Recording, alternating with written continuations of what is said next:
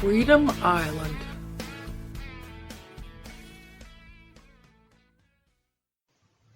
I'm not going to say that she hit me. She didn't hit me, this poor adult lady. She was just panicking. I think she got in her head that I was telling her she was cut off from the food bank. Because, see, she didn't know she wasn't at the food bank. She thought she was over at the church again. She knows it's the house because she knows Yvonne's in there, although maybe she thought he was in the church. I don't know. But whatever was going on with her, she was panicking. And she may have had 10 boxes of food at her house already, piled up. But she was scared she was going to run out, or maybe somebody's taking it away from her before she ever gets it to her house. You know, I don't know her circumstances. Maybe they gave her a lot of canned potatoes and she don't eat them. I don't know. She wanted this box I had, and I hung on to it. And then I told Yvonne, I don't believe she was trying to hit me. I think she was trying to get a purchase on it. I think she was trying to get a good grip on that box. And the problem is I just used that masking tape. I didn't use good tape. So the lid started coming up off of it, and that made everything, like she caught hold of the rim of the lid, and then she was kind of pulling up, and that made the bottom of the box, like tilt down. And then that made the canned goods and so on, because I was saying before, it wasn't all the way full, so everything was not packed up real even next to each other. So when she pulled it down, the stuff that was more up toward me started sliding down toward her. And so that box started tilting, because it pushed against the front of the box. And I think she thought I was trying to jerk that box back, or maybe she thought I was trying to hit her with the box or something. And she got kind of panicky. And she was just, I think, trying to just merely reach around and get hold of one of them side handles and get a good grip on the box. But her old bony arm came up, and I think what got me was not her hand. I think it was the big bone. When your funny bone, when you hit your funny bone, that's that walloped me in the mouth. Like she came around with her arm trying to get that box and was twisting it, and then she don't have no meat on her, so when she took her arm and it came flying up and everything, it cracked me right over the eye tooth and to the side there a little bit. I'm lucky because I don't have no tooth next to the eye tooth.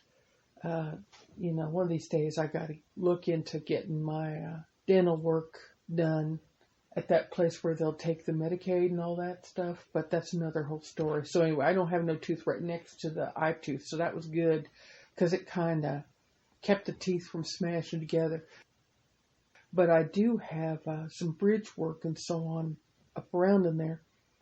And when her elbow came, the workings of the bridge came up and, it split my lip. It started on the inside, but then when I kind of made a face, it's like it split my lip down on the bottom part of it, and then started to split up toward the front a little bit. And it wasn't that bad. It bled a little bit.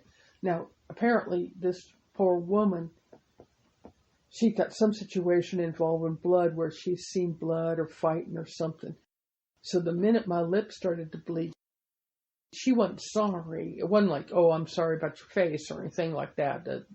She was too far twirled around in her head to notice me or care that I was hurt or nothing. But when she saw the blood, she just complete panic. And I could see in her face she was panicking, and I thought she was going to drop all this in the snow. So I managed to get my hands up under it, and I caught it before it went all the way down.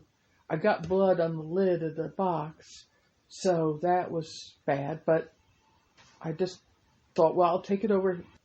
So she ran off, by the way. That's what happened to her, is that she saw the blood and just started saying, no, no, no, no. And it wasn't that much, but it scared her the color, I guess, or whatever. And she ran off, so I thought, well, all right, we're done with this part for now. And then I thought, all right, I'm just going to go ahead and carry this box over there. I'm halfway all the way anyway. And so I went ahead and carried it over, and then I just pulled off that lid that had the blood from my mouth on there. And there wasn't no blood on the box or the food or nothing like that. So I found a hefty bag, a clean kitchen bag, and wrapped around that.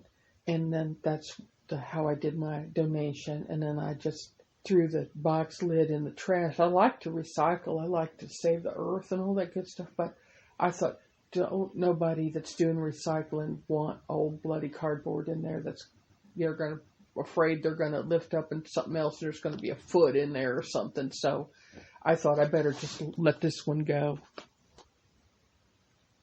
So after all that, I got boots the next day. Like by the time I went to take the donation over, there wasn't no time to look through the boots. The person that was taking care of the pantry was closing up, and I didn't want them to have to stay and wait on me.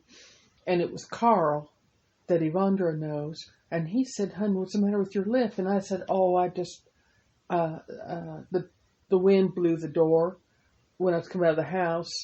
And he said, "Well, that's what people say when somebody hits them, but I know Evandra wouldn't hit you." And I said, "Oh, no, I'm not lying." And of course I was lying. I didn't even know why I said it. I could have just said something about that woman. But then I was afraid they might know who it was, and I was afraid they might not give her no more food if she got like a bad report. And I'm sure she didn't do it on purpose. I'm sure she just got scared, and she just wanted to wrench and grab that food and take it home to her house. You know, maybe she's had days where she was hungry, and then she was hungry the next day and hungry the next day. And she was scared, and it was easy to scare her off, you know what I mean? You just say boo and she would run off. So I thought, she's not dangerous as far as I know, and I'm not going to start crap for her. She's got enough problems the way it is. So now I felt like I was lying in church and everything else, but I could tell Carl didn't think it was Evandra or nothing like that, and he just kind of looked at me like, well, it's your business, and I don't think he believed me about the door, but we'll just let it go. So I told him I would come back, and, I said I'd take care of my lip here anyway. And what I really meant was I didn't want to keep him there. He would have kept open for me to get my boots, but I thought I can come back and I don't need them right now. So I came back and took care of my lip, and Evandra found me a popsicle that was left over from last summer. We didn't have no ice, but he had a lemon lime popsicle, and he wrapped that up in a paper towel, a wet paper towel, and I put that against my lip till it melted. I mean, not my lip didn't melt, the popsicle melted. So that's another reason to want to stay home. I did go back in the morning, by the way, and get my boots. They're not bad. They are a little bit big, but I'd rather have them be big and be able to put on my thick socks than have it be rubbing on my foot if I'm wearing like the boot socks in there. So a little big's all right. So I was grateful to have them. At least there's, a left and a right in the same colors. I'm grateful for what I can get. And it has a little bit of fake fur around the top, so I look fancy as can be. People probably think I am some sort of movie star or a Hollywood celebrity of some kind. Perhaps I manage famous movie stars and advise them on what roles they should take in their next film endeavor. And it's based entirely on these fancy boots with this fake fur around the top. So me and my fancy boots are going to stay inside for just a couple days till the snow stops, till my lip feels a little bit better. That looks a little funny. The lip is all right. It's puffed, but it's puffed up just a little bit. And I think it could look a little bit funny if somebody did come around and ask me why I was parked in the van. And also, this gives me a chance to figure out about the whole method, I guess. Method, the right word? Okay, we're going to say method for getting a good recording. I can't tell, when I'm hearing these walkie-talkies, it goes in and out a little bit. And I come in the middle of it sometimes, and I don't think I'm going to be able to understand what they're talking about. And is it important or not? Like, are they just talking about things that's from the work center? Or is it some of this Freedom Island insurrection things? And it might be a little bit hard to tell. So if they're talking about a big, like a handle off an axe handle or something like that, is that something that they're secreting and putting aside to conk somebody in the head with? Well, I guess I don't know if they're allowed to have an axe in the work center. That seems like kind of dangerous with the work group. But I mean, I don't know. Maybe they do got a hatchet or a wood splitter or something. I don't know. But maybe axe handling a good example. But whatever they're allowed to have in there, paint, one of them big, here, there's something. Like they got one of them wooden sticks, like round, like a broom handle, and it's got a screw in on the end of it. I don't know what you call it. And if you're going to paint up high, you take the bottom of one of them roller painters, and it's got an open cup or whatever you would want to call that at the bottom, and then you take your wooden handle and screw it around in there. Extension, you know what I mean? Well, is that what they want it for? Do they want it for painting? Or are they going to put it aside to crack somebody in the head with it? So I was thinking about how to record and hang on to what they say, and then what I got to do to sort it out, because I can't take everything that they say all garbled up and confused and all that stuff. I can't just take a big hours and hours and hours of that, and even if I knew how to make a great big file like that, because you can't email it or nothing like that, so because it gets too big and then it won't go through the email. So I was talking to Evandro about it a little bit, and he was telling me how I could use a thing. See, first I didn't want to use apps no more because I got scared about that tracking app, because Evandro had showed me how on my phone, Lauren, it turned out it was Lauren, had put this thing on there where somebody could use their phone and see where you were at. And I thought it was my brother or boys or something trying to stop me from stopping them. And I got so scared, and then I was upset about it. And Evandro showed me where it was and then showed me how to get it off there. And for a little while, I didn't want no apps on my phone because I felt like everything, I didn't know what it did. And then I didn't recognize I had a thing on there that I'd been walking around with, trying to be so sneaky and go here and go there and go to this bus station and hide over here and which device am I going to be on and everything. And I think I'm hiding so good and my darn phone's just showing Lauren exactly where I was till I took it off, right? So I feel like I don't know how to know whether something is spying on me or doing something I don't know about. Oh, there goes that snow thing again. They're backing up. I don't know. Did they miss the street? Did they not get all the snow? Are they doing it backwards now? Yeah, I think that's what they're doing. They're snowing backward, or they're snow plowing backwards now. Maybe they're dragging the snow with the blade? Huh. All right. Whatever. Maybe they're high. Maybe they're friends with that poor woman that didn't know the difference between our house and the church, and maybe this person doesn't know forward from backward. I don't know.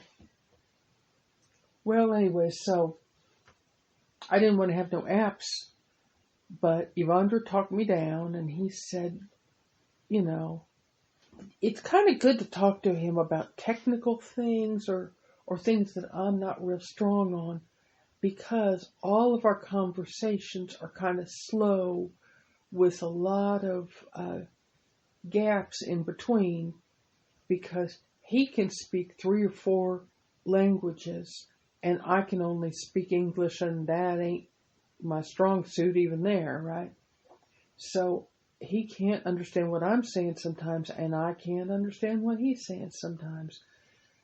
So we have to talk for a little bit, and then we have a confusion moment where we wash the dishes, or we figure out what we're going to do today, or figure out which bills are going to get paid, or get our plans, getting him to get his green card.